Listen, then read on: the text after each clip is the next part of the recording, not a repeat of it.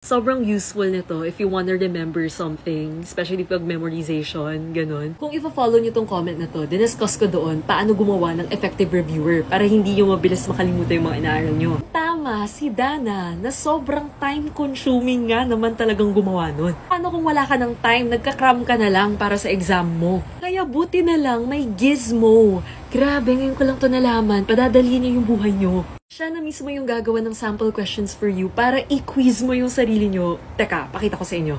Okay guys, so punta kayo sa gizmo.ai. It's a website. As you can see, here's the feed ko right now. One day streak, oh. Kasi ngayon ko lang nalaman.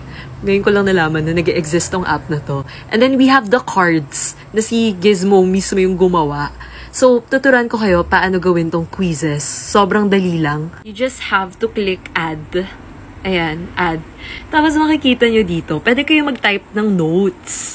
Kung ano yung gusto nyong i-test niya sa'yo. Or, ito, yung pinakamadali, i-magic import nyo na lang siya. And pwede nyong i-import from anywhere. Pwede sa Quizlet, pwede sa Anki, yung flashcards, pwede sa Google Sheets, pwede yung notes nyo lang din. PDF file, PowerPoint, YouTube, or webpage, kahit ano.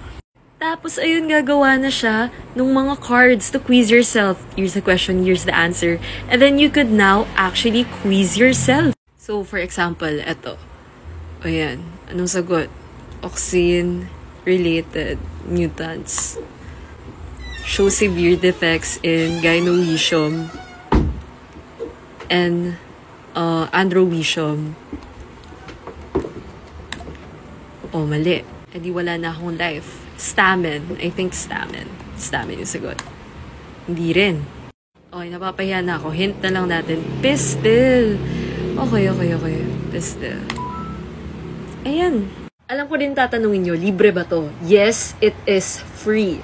Ang galing. Ang galing. Oh, as in. Grabe.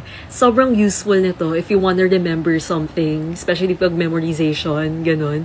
You just have to type it here sa Gizmo and Gizmo will turn that into quizzes para ma-quiz nyo yung sarili mo.